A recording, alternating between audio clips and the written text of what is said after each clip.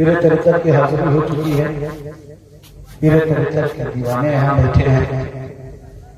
بہت کم ایسا موقع ملتا ہے کہ ایسے ایسے بزرگوں سے آپ بہت قیمتی گفتگو سماعت کرتے ہیں. مانا خیز جس کے مضمون میں نہایت سنجیدگی ہو اور معنوی وسعت بھی ہو. ان بزرگان دین کی زبان سے آپ سمجھ کرتے ہیں. حضور پیر طریقت علامہ مجیب الرحمان صاحب اللہ واقعی اپنے ابا حضور کی جانشینی کا حق ادا کر رہے ہیں.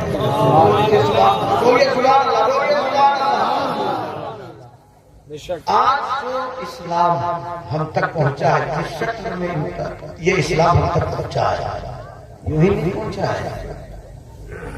ہم ہیں چاہے آپ ہیں چاہے حضور پیر طریقت ہے. اب تو سفر میں آسانی ہے. کاریں ہیں لگزریس گاڑیاں ہیں مگر ہمارے وہ بزرگان دین جو بیل گاڑی میں سفر کرتے تھے پیدل گاؤں دیہات میں جاتے تھے اور وہاں جا کر اسلام کی شمع روشن کی. ابھی میں ایک جگہ اڑیسہ میں تھا. وہاں پہنچنے کے لیے کتنے جتن کرنے پڑے. جب میں وہاں پہنچا تو میں حیرت میں پڑ گیا کہ بزرگان دین یہاں پہنچتے کیسے تھے. ایک دم سمندر کے کنارے کوئی راستہ نہیں, روڈ نہیں, دور دور تک اسٹیشن کا اتا پتہ نہیں. مگر بعد میں پتا چلا کہ بزرگان دین وہاں جاتے تھے لنگی پہن کے. جہاں تک لنگی بھیگی ہوئی ہے وہ ندی میں پار ہو رہا ہے نا. باڑھ آ گیا اسی میں کسی طرح کسی وہ پھوس کے گھر میں رہ کر اسلام کی تبلیغ کر رہے ہیں. میں نے دیکھا ہے. میں یہ کہہ سکتا ہوں کہ حضور پیر طریقت علامہ حبیب الرحمان صاحب قبلہ کس مشقت کے ساتھ اس علاقے میں اسلام کا چراغ روشن کیا. گاؤں گاؤں میں کیسے جاتے تھے. کہیں گاڑی کا انتظام ہے تو کہیں گاڑی کا انتظام نہیں. کہیں سائیکل ہے کہیں موٹر سائیکل ہے. کبھی کبھی کار. اس زمانے میں کار کہاں ہوتی نہ موبائل کا دور تھا. بھیا رابطہ ہو گیا وہاں سے گاڑی آ گئی ابھی چلے. ان بزرگان دین کے احسانات پر ہم سبوں کو قربان ہو جانا چاہیے. جو محنتیں کی ہیں اسلام کا چراغ روشن کرنے کے لیے قسم خدا کی آبے زر سے لکھنے کے لائق ہے. اور ان کی جانشینی فرما رہے ہیں حضرت علامہ پیر طریقت مجیب الرحمان صاحب قبلہ. اور ماشاءاللہ ویسے ہی حق ادا کر رہے ہیں. ابھی ایک جگہ پیری سے وہاں کے لوگوں کو خطاب کر کے وہاں کے لوگوں کو دعاؤں سے نواز کر کے آپ کے گاؤں میں تشریف لائے ہیں. یہاں بھی حضرت سے گزارش ہوگی آپ چاہیں اپنی واضح نصیحت سے انہیں سرشار کریں اور اگر آپ چاہیں تو دعا فرما دیں. چونکہ یہاں کے لوگ میں سمجھتا ہوں 10:30 بجے کے بعد وہ اشارے اور کنائے کی زبان استعمال کرنے لگتے ہیں. ابھی میں تقریر کر ہی رہا تھا. ایک دو صاحب ادھر سے اشارہ کر رہے ہیں کوئی گھڑی دکھلا رہے ہیں. مولانا صاحب آپ تو بولے تھے 10:15 10:30 یہ کیا ہو رہا ہے. تو میں نے ان کو بتایا میرے طریقت کی حاضری ہو رہی ہے, ان کی آمد ہو رہی ہے, ان کا آگمن ہو رہا ہے, اس لیے تاخیر ہو رہی ہے. تو ایک دو صاحب چلے گئے. دیکھا کہ میرے ٹائم سے اوور ہو چکا ہے تو صاحب چلے گئے. خیر ابھی جتنے لوگ بیٹھے ہیں ماشاءاللہ پیر طریقت کے دیوانے, ان کے شیدائی, ان کے چاہنے والے, ان کے مت والے بیٹھے ہیں. اگر آپ لوگ چاہیں انہیں بھیا ابھی 4-10 منٹ حضور کی واضح نصیحت سماعت کریں گے. بولیے بولیے بولیے. ایک بار حضور حافظ پاک کے نام پر دونوں ہاتھوں کو اٹھا کر زور سے بول دیجیے سبحان اللہ. حضور مجیب الرحمان صاحب قبلہ کے نام پر اپنے دونوں ہاتھوں کو اٹھا کر زور سے بول دیجیے سبحان اللہ. ایک بار حضرت کے نام پر نعرہ لگائیے گا. نعرہ تکبیر, نعرہ رسالت. اب حضرت جو جو چاہیں حضرت کی بارگاہ میں آئیں.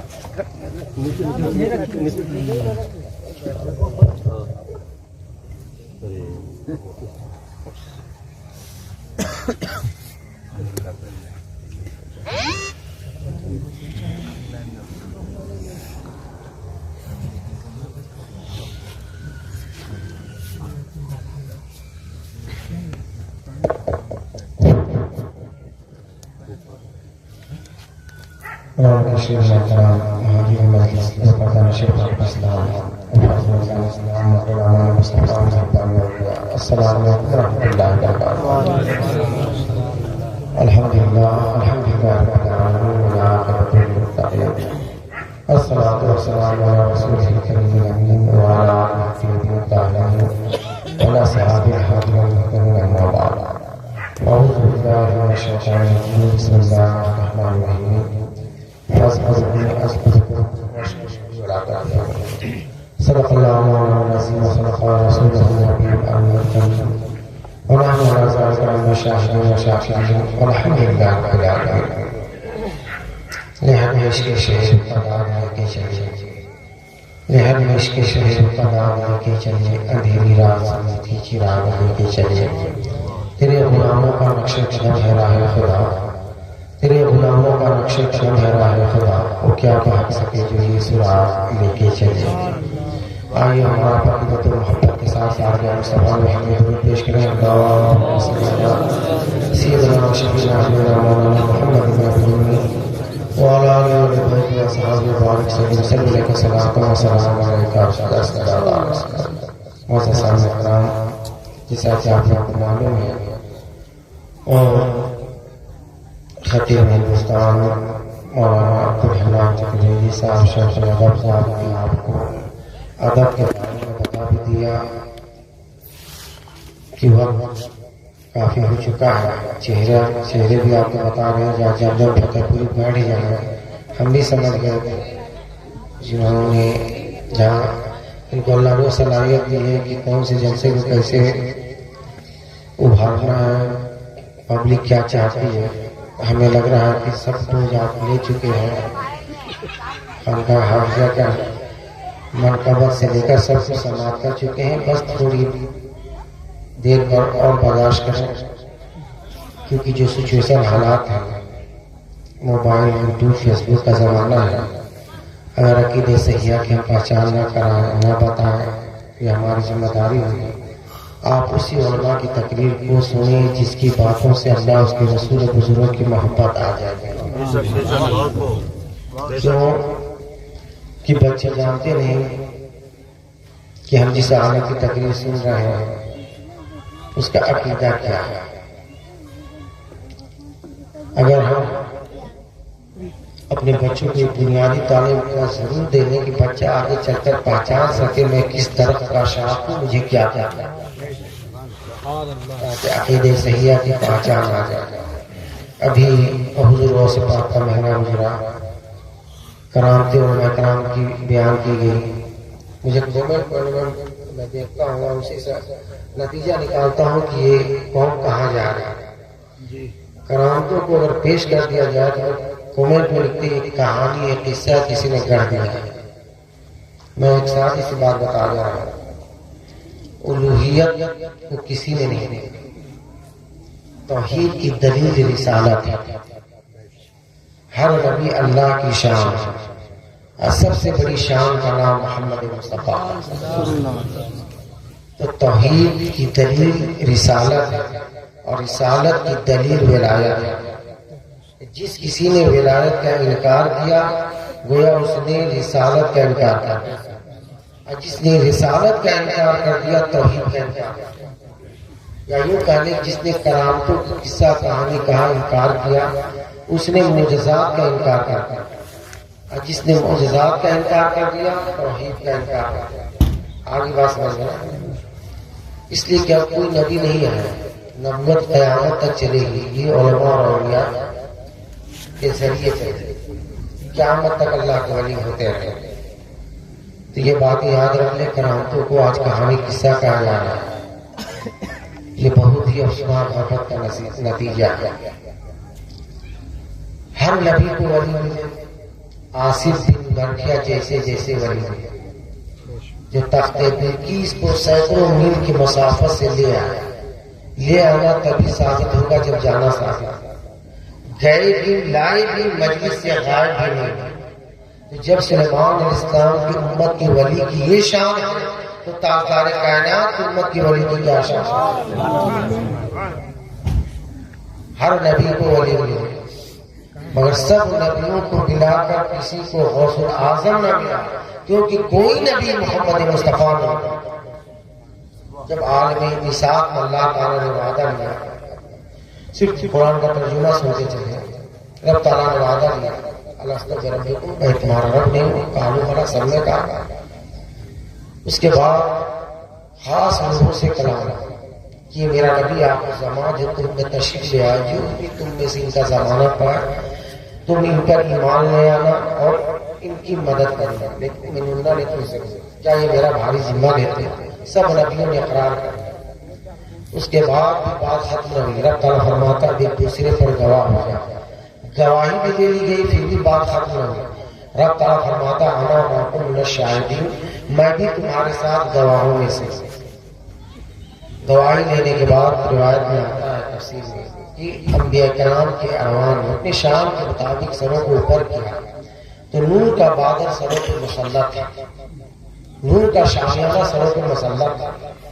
تمام انبیاء کرام نے اس کی مولا کیسا نور ہے جو بادل بن کر سایہ بن کر میرے سروں پر مسلط ہے، ہم سبوں کے سروں پر مسلط ہے۔ تمام انبیاء کرام نے جب یہ سوال کیا، رب تعالیٰ فرماتا اسی نبی آپ الزما کا نور ہے جس کا میں نے ابھی وعدہ لیا۔ آقا کے نور کی تعظیم میں تمام انبیاء کرام نے اپنے گردنوں کو جھکا دیا۔ تو ایک معاملہ کائنات ولایت کائنات نبوت میں ہوا اور ایک معاملہ کائنات ولایت میں ہوا جب بغداد کے ممبر سے غوث پاک نے اعلان فرمایا کہ میرا قدم تمام اولیاء اللہ کے روئے زمین پر جتنے اولیاء کرام کے سامنے گردن کو جھکا دیا۔ اسی لیے حضور غوث پاک ہمارے قصیدہ غوثیہ میں کہ ہر نبی کے نقش سے قدم پر ایک اللہ کا ولی ہوگا، جیسی کی شان ہوتی ہے اس کا برہان اور آئینہ ولی ہوگا۔ آگے آپ فرماتے میرا قدم جد امجد حضور صلی اللہ علیہ وسلم کے قدم پر میرا قدم۔ ہر نبی کو اللہ تعالیٰ نے معجزات عطا فرمائے، کثرتی معجزات اللہ تعالیٰ نے ہمارے آقا صلی اللہ علیہ وسلم عطا فرمائے۔ سر سے پاؤں تک آقا معجزہ بن کر دیے معجزے انبیاء کو خدا نے، دیے معجزے انبیاء کو خدا نے، ہمارا نبی معجزہ بن کر سر سے پاؤں تک آقا معجزہ۔ رات بھر بات کریں، مہینوں کریں، کبھی خط بال لے لیں، چہرہ لے لیں، آنکھ لے لیں، جس کی ترجمانی آ رہی ہے فرمائی سلام میں دیکھ لیں، زبان لے لیں، وہ زبان جس کو سب کی کنجی کہیں، اس کی نافذ حکومت بلا مسئلہ، یعنی یوں سمجھے جہاں کرامتوں کی انتہا ہو گئی، نہ آتینا کل کوثر، جہاں کثرتیں بھی کم ہو گئی، اتنا اللہ تعالیٰ نے آقا صلی اللہ علیہ وسلم کو معجزہ عطا فرمایا۔ حضور غوث پاک کو اللہ تعالیٰ نے کثرت کرامت عطا فرمایا۔ کتنے کرامتوں کا بیان کرتے ہیں، وقت ختم ہو جائے گا۔ دوسری بات کہ سب سے زیادہ امت ہمارے آقا کو عطا، کم بیش 1,24,000 انبیاء کرام کی امتیوں کو ملا کر، آقا کی امتیوں کو ملا کر ٹوٹل امتیوں کو اگر جانچا جائے تو حدیث پاک میں آتا ہے آقا صلی اللہ علیہ وسلم فرماتے جب جنتی جنت میں چلے جائیں گے ٹوٹل ان کی تعداد 120 کتنی ہوگی؟ آقا صلی اللہ علیہ وسلم فرماتے ہیں کہ 40 صفحے کم و بیش 1,00,000 انبیاء کرام کی امتیوں کی ہوگی، وہ بھی جنت میں جائیں گے نا ایمان لائیں، تو 40 صفحے کم و بیش 1,24,000 انبیاء کرام کی امتیوں کی ہوگی۔ آقا فرماتے ہیں جش اس کا ڈبل 80 صفحے میری امتیوں کی ہوگی۔ آقا صلی اللہ علیہ وسلم کو اللہ تعالیٰ نے کثرت امتی عطا فرمایا، حضور غوث پاک کو اللہ تعالیٰ نے کثرت مریدی عطا فرمایا۔ وہاں معجزات کی کثرت ہے، یہاں کرامات کی کثرت ہے۔ وہاں امتیوں کی کثرت ہے، یہاں مریدین کی کثرت ہے. اسی لیے کہا جاتا ہے پیران پیرا، سب پیروں کے پیر اور سے آ جائے. اگر کوئی کہہ دے نہیں میں چشتی ہوں، میں چشتی رہوں گا، چشتی ہوں، یاد رکھ لے جب غوث پاک نے اعلان فرمایا میرا یہ قدم تمام اولیاء اللہ کے گردنوں پہ تو خراسان کے پہاڑ پہ خواجہ غریب نواز چلا فرما رہا ہے. آپ نے کیا فرمایا بزبان مفتی اعظم، یہ دل، یہ جگر، یہ آنکھیں، یہ سر، جہاں چاہو رکھو قدم غوث. پتہ یہ چلا چشتیت پر بھی قادریت کا فیض کا چشمہ بہا رہا ہے. سہروردی سلسلہ حضرت شیخ صحابی سہروردی سے 14 سال کے انہوں نے سارے علوم حاصل کر لیے. ان کے والد معاجد حضور غوث پاک کی بارگاہ میں لے آئے کہ میرا بیٹا سارا علوم حاصل کر لیا ہے، آپ اب اسے طریقت، معرفت، حقیقت علوم عطا فرما دیں. آپ نے شیخ صحابی سہروردی کو سینے سے لگایا، سارا علم جاتا ہے. آپ نے پوچھا کہ بیٹا بتاؤ اس چیز کو کیا کہتے ہیں؟ فقط اتنے ہی جواب دیتے، اتنا معلوم ہے کہ کچھ معلوم ہے، اتنا جانتا ہے کہ کچھ جانتا ہے، اتنا پتا ہے کہ کچھ پتا نہیں. گھبرا سے آپ نے فرمایا کہ بیٹا تختی پر جب کچھ کوئی چیز لکھی جاتی ہے تو پہلے اسے صاف کیا جاتا ہے. اب تک جو چیزیں لکھی گئی تھی وہ ظاہر چیز تھی، اب میں جو چیز لکھوں گا باطن لکھوں گا. آپ نے اپنے سینے سے شیخ صاحب الدین سہروردی کو لگایا. آپ فرماتے میرا سینہ علم کا گنجینہ بن گیا. ڈائریکٹ تکبیر، نعرہ رسالت، پیر طریقت. سہروردی سلسلہ کو ڈائریکٹ حضور غوث پاک سے تھا. یہ سب ہیڈ برانچوں کی بات بتا رہا ہوں. اگر شاخوں پہ آ جاؤ تو کئی گھنٹوں کا خطاب ہو جائے گا، شوق میں سمجھ. ایک سلسلہ نقشبندیہ بہاؤالدین نقشبند، ایک واسطے سے آپ حضور غوث پاک سے جاتے ہیں. جتنے یہ زمین پر سلاسل ہیں سب پر حضور غوث پاک کے فیض کا چشمہ بہا رہا ہے. اسی لیے کہا جاتا ہے پیران پیرا، سب پیروں کے پیر غوث اعظم. اگر کسی کو کوئی پیر نہ ملتا ہو صدق دل سے پکار کے یا پھر قادری جلانا، میں آپ کے حلقہ ارادت میں یعنی آپ کی مریدی میں شامل ہونا چاہتا ہوں. حضور غوث اعظم فرماتے میرا دست رحمت اس تک پہنچا ہے. میرا مرید مشرق میں رہے، میں مغرب میں رہوں، اس کا صدر کھل جائے کہ میں مغرب سے صدر پوش کروں. آپ کا فرمانے عالی شان ہے کہ میرا مرید اس وقت تک نہیں مرے گا جب تک کہ توبہ نہ کرے گا، یعنی دنیا سے جائے گا تو ایمان کے ساتھ جائے گا. آپ کا فرمانے عالی شان یہ ہے کہ میرے مریدوں کو قبر میں ان کی نقل سختی سے سوال و جواب نہیں، صاحب قلائد الجواہر نے خود حضور غوث پاک نے سوال کر دیا. اب وقت نہیں کہ یہ واقعہ میں پیش کروں، انشاءاللہ کہ پیش کی جائے گا. سارے فرشتوں نے معافی طلب کی. حضور غوث پاک نے ایک شخص میں معاف فرمایا. جتنے میرے مریدین ہیں تا قیامت سلسلہ قادریہ میں بیعت ہونے والے ہیں ان سے یہ سختی سے سوال و جواب کرنا چھوڑ دے تو میں انہیں رہا کرتا. ندا عبد القادر میری دعا قبول ہو گئی. اسی کی ترجمانی اعلیٰ فرماتے ہیں نکیرین کرتے ہیں تعظیم میری، نکیرین کرتے ہیں تعظیم میری، فدا ہو کے تجھ پر یہ عزت دی. سب پیروں کے پیر غوث اعظم ہیں. آپ کو اللہ نے قدرت عطا فرمائی دلوں پر بھی حکمران ہے. جس کا دل چاہے پھیر دے، جس کا دل چاہے اپنے سے دور کر دے، جس کا چاہے تقدیر بدل دے. کفر مبرم کو بھی آپ آ گیا کرتے ہیں. ایک بڑھیا نے آپ کو دعوت دی غوث پاک تشریف لے پانی لیا ہے ہاتھ دھلانے کے لیے، آپ دھلتے رہے، دوسرا لوٹا لائے دھلتے رہے، کئی لوٹا پانی ختم ہو گیا. دن حیران کہ کون سی نجاست حضرت کے دست اقدس میں لگ گئی ہے، ان کا پانی کا اثرات کر رہا ہے. مگر جلال دیکھ کر کسی کی ہمت نہیں ہوئی جو سوال کھا. کھانا کھانے کے بعد سب مریدین آپ کے ہمراہ ہو کر جب چلے صبح کے وقت درسگاہ میں جب آپ تشریف فرما ہوئے، آپ کی چہرے کی رنگت کو دیکھ کر، فرحت اور خوشحالی کو دیکھ کر کچھ لوگوں نے پوچھا کہ رات کا معاملہ سمجھ نہیں آیا. جو بڑھیا ہاتھ دھلانے کے لیے پانی لے آئی، اتنا پانی کا آپ نے اثرات کیا. ہم لوگ حیران تھے.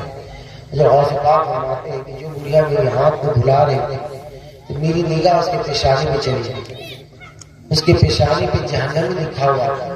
میری غیرت نے اجازت نہ دی کہ جو میرا ہاتھ دھلایا وہ جہنم میں جائے. جب تک جہنمی لفظ مٹا نہ دیا اور جنتی لکھا نہ دیا تب تک ہاتھ دھلتا. ممات کو حیات میں بدل دینے کی قوت آپ کرتا ہے۔ جو ان کے محفل میں آئے، بزرگوں کی محفل میں، سمجھ لیں کہ ان کو نسبت ہے غوث پاک کی، جو دلوں کو کھینچ لیے اور بیٹھے ہوئے ہیں۔ یہ فیض یہاں بھی ملے گا، قبر میں بھی، قیامت میں بھی، جب کوئی کام نہ آئے گا یہ رشتہ وہاں بھی کام آنے والا ہے۔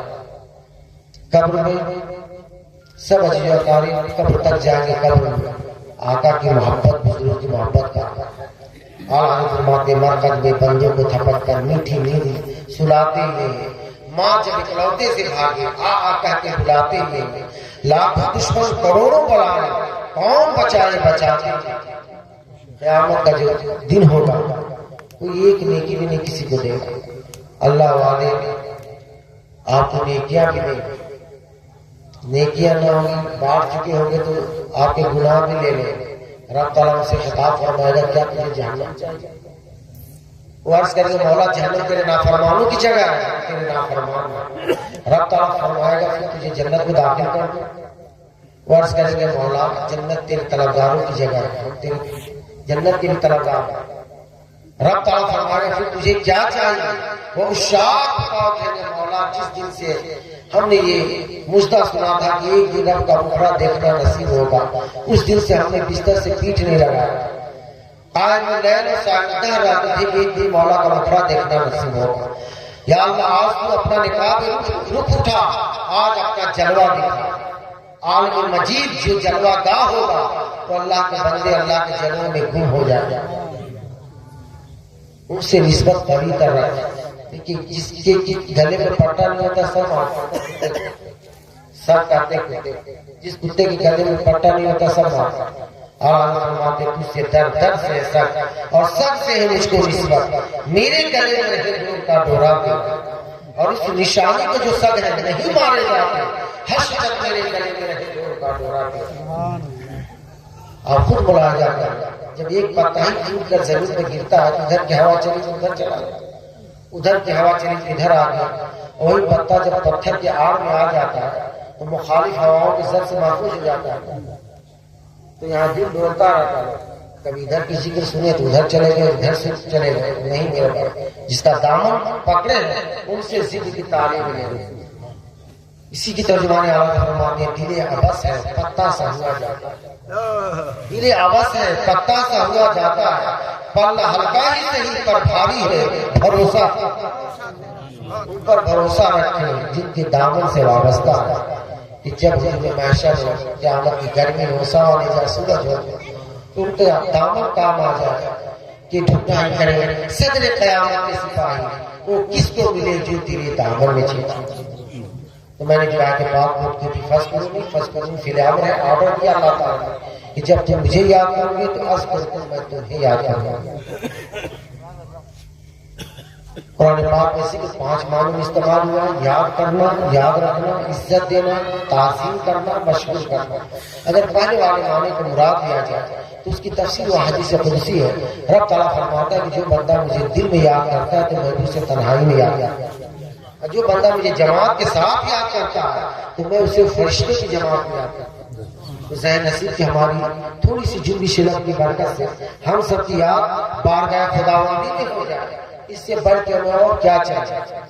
خیال ہے ہر رسول کا ذکر اللہ ہے، مثلاً آنکھوں کا ذکر کہ اللہ کی چیزوں کو محبت سے دیکھنا، یاد الہی میں رونا، کان کا ذکر کہ اللہ کی چرچا کو غور سننا، دل و دماغ کا ذکر کہ رب کی ستاری و غفاری کو سوچنا، ہاتھوں کا ذکر کی نیکوں سے مسافہ کرنا، قرآن کا چھونا، پاؤں کا ذکر کی مسجدوں میں چل کر جانا، خانقاہوں میں حاضر دینا، خصوصاً حرمین طیبین میں حاضر دینا، یہ سارے ذکر فضل میں شامل ہیں۔ اب جو حضرات یہ جاننا چاہتے ہو کہ ہماری یاد بارگاہ خداوندی میں کتنا ہوتا ہے، یہ غور کریں ہم اللہ کا ذکر کتنی کثرت سے کریں، یعنی ذکر کرو اور ذکر کرا لو۔ دوسری جگہ ارشاد تعالیٰ بذکر اللہ تطمئن القلوب، اللہ کے ذکر سے بے چین دلوں کو چین ملتا ہے۔ ہماری دلوں کی بے چینیاں، گھبراہٹ، الجھنیں ہمارے گناہوں کے سبب ہوتے ہیں، اور جب ہم اللہ کا ذکر کرتے ہیں دل کو سکون مل جاتا ہے۔ اس لیے پوری باتوں کا نچوڑ نسکس ماحصل لب لباب یہ سمجھ لیں کہ عقیدے کو درست کرنا چاہتے ہیں تو عقیدے کی درستگی شان رسالت سے ہوتا ہے، جتنا آقا سے محبت کرتے ہیں۔ اگر چاہتے ہیں باطل کا آواز درست ہو تو باطل کے آواز کی درستگی شان توحید سے ہوتا ہے۔ جتنا مولا کا ذکر کرے سب سو جاتا آپ کو سجدہ بچھا کر دے لیجیے خدا پہ، کھڑے ہو کر آپ رکا کریں نظار کریں۔ اور تیسری بات، عمل کو درست کرنا چاہتے ہیں تو عمل کی درستگی مقارب اخلاق سے، جس سے ملے اخلاق کے ساتھ ملے، محبت سے پیش آئے۔ ہمارے بزرگوں نے تعلیم دی ہے کہ گناہ سے نفرت کرو، گناہگار سے نفرت کرو۔ ہم تو نفرت کر بیٹھتے ہیں، کوئی برا ہو تو اس کو چھوڑ دیتے ہیں سال پر، ہر چیز نہیں میرے پاس۔ اب کوئی نبی نہیں آیا، کوئی فرشتہ نہیں آیا، اب علماء کرام کی ذمہ داری بنتی ہے نا کہ راستے پر لے آئے۔ حضرت ظہور مصری رحمۃ اللہ علیہ سمندر پہ سفر کر رہے ہیں، اس سفر میں طرح طرح کے مسافر بیٹھے تھے، کچھ اوباش قسم کے لوگ بیٹھے تھے، کچھ گانا گا رہے تھے، کچھ شراب پی رہے تھے، اردو کو دیکھا نہیں گیا، سمجھائے وہ نہ سمجھے اور بھی پٹاخ حرکت کرنے لگے۔ اب ان لوگوں کا دل بیٹھ گیا، روتے ہوئے اپنے شیخ کے پاس آئے، حضور آپ مجھ سے جادو دعوات ہیں، آپ کی دعا قبول ہوتی ہے، آپ دعا کر کے اللہ تعالیٰ ان سب کو ہلاک کرنا۔ آپ نے کہا کہ تم سب آمین کو، میں دعا کرتا ہوں۔ دعا کے لیے ہاتھ اٹھاتے ہیں، دعا کرتے ہیں یا اللہ جس طرح عیش عشرت مستی میں یہ دنیا میں ہے، جنت میں بھی مستی قائم رہے۔ مرید حیران ہو گئے، حضرت یہ کون سی دعا آپ نے کی؟ آپ نے فرمایا کہ کیا اس حال میں جنت میں جا سکتے ہیں؟ مجدین نے کہا نہیں جی نہیں جا سکتے۔ تبھی دعا کا اثر دیکھنا، تھوڑی دیر کے بعد آپ نے نگاہ ڈالا، نگاہ کا اثر یہ ہوا کہ سب شراب کے پیالے توڑ کر، سارے الاس موسیقی توڑ کر آپ کے قدموں میں گر کر سب کے سب وقت کے ولی بن گئے۔ کمال تو تب ہے جہاں بروں کو اچھا ہے، کوشش کریں آپ جہاں برائی ہو رہی ہے اس کو اچھی طریقے سے، اچھی حکمت عملی سے اس برائی کا خاتمہ کریں، بزرگان دین کی بتائی ہوئی تعلیم پر عمل کریں، آقا صلی اللہ علیہ وسلم سے سچی محبت رکھیں اور آنے والی نسلوں کو عقیدہ صحیحہ کی پہچان کرائیں۔ انہی باتوں پہ ہمیں اور آپ اللہ تعالیٰ عمل کرنے کی توفیق عطا فرمائے اور آپ کی سچی محبت عطا فرمائے اور ہم سب کی پچھلی خطاؤں کو معاف فرما کر آئندہ نیک عمل کرنے کی توفیق عطا فرمائے۔ آمین۔ وآخر دعوانا الحمدللہ۔